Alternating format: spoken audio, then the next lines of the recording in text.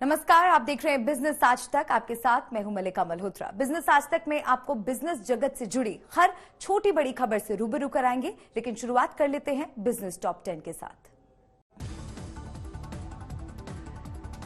RBI ने देश की आर्थिक रिकवरी में तेजी आने का किया दावा। आरबीआई के बुलेटिन के मुताबिक हाई फ्रीक्वेंसी इंडिकेटर्स में जबरदस्त उछाल। आर्थिक गतिविधियों में सुधार के साथ रोजगार के मोर्चे पर भी मिली राहत। सीएमआईई ने नवंबर में देश की बेरोजगारी दर अक्टूबर के 7.75% से घटकर 7% रहने का दावा किया। बैंकों के निजीकरण की योजना के विरोध में बैंक कर्मचारियों की हड़ताल। 16 और 17 जून को 2 दिन की हड़ताल का बैंक यूनियनों ने किया ऐलान।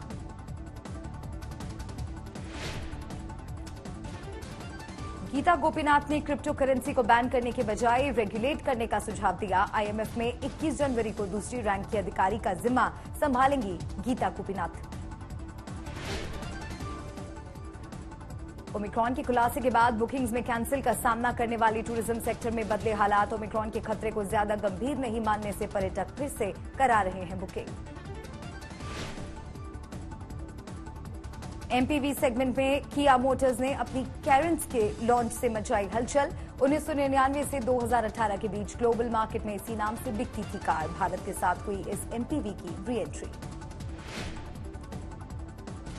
भारत ने तेजी से युवाओं की जगह बुजुर्गों का देश बनने की दिशा में बढ़ाए कदम। विकसित मूल्य बनने से पहले उम्रदराज देश बनना चिंता की बड़ी वजह। जियो ने लॉन्च किया सबसे सस्ता मोबाइल रिचार्ज। ₹1 में 100 MB डेटा के साथ 30 दिन की वैलिडिटी भी देगा। वित्त मंत्री निर्मला सीतारमण ने उद्योग जगत के साथ बजट से पहले दूसरे दौर की चर्चा की। इंफ्रास्ट्रक्चर और क्लाइमेट चेंज पर हुई बातचीत।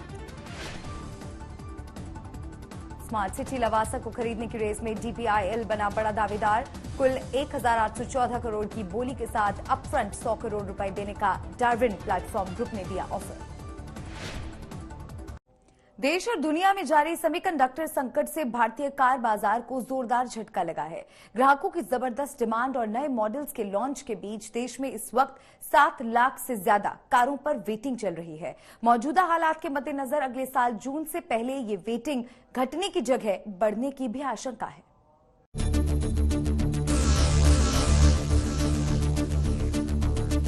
सेमीकंडक्टर संकट के असर को कार कंपनियों और खरीदारों को बड़ी मुश्किल का सामना करना पड़ रहा है।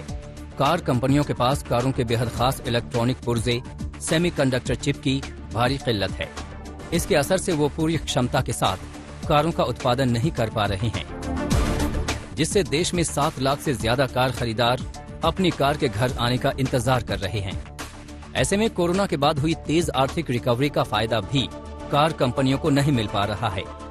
नए मॉडल्स की लॉन्चिंग के बावजूद कार कंपनियां समय पर ग्राहकों को कारों की डिलीवरी नहीं कर पा रही हैं।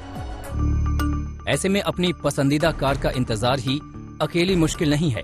डिलीवरी में देरी की वजह से कार खरीदने के लिए ज्यादा दाम चुकाना भी ग्राहकों की मजबूरी बन गई है।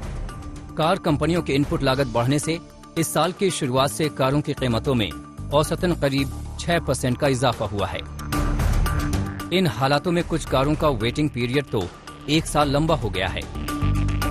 इस लिस्ट में शामिल कारों के नाम हैं महिंद्रा XUV 700, मारुति के CNG variants, Hyundai Creta, Kia Seltos, MG ester, Tata पंच, मर्सिडीज GLS और ऑडी e-tron इलेक्ट्रिक। वहीं महीनों की वेटिंग वाली कारों की लिस्ट तो बेहद लंबी है। इस बढ़ते वेटिंग पीरियड के असर से कार कंपनियों पर बुकिंग का जबरदस्त बोझ है।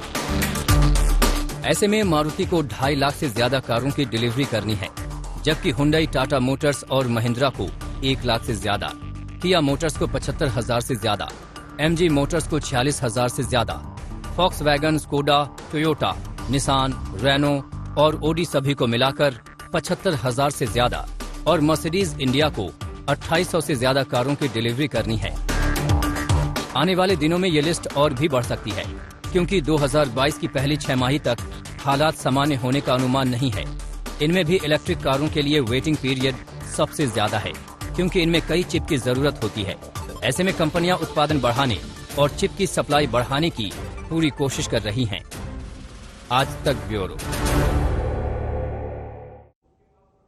और इसी के साथ बिजनेस आज तक में आज के लिए बस इतना ही। देश और दुनिया की तमाम खबरों के लिए देखते रहिए आज तक।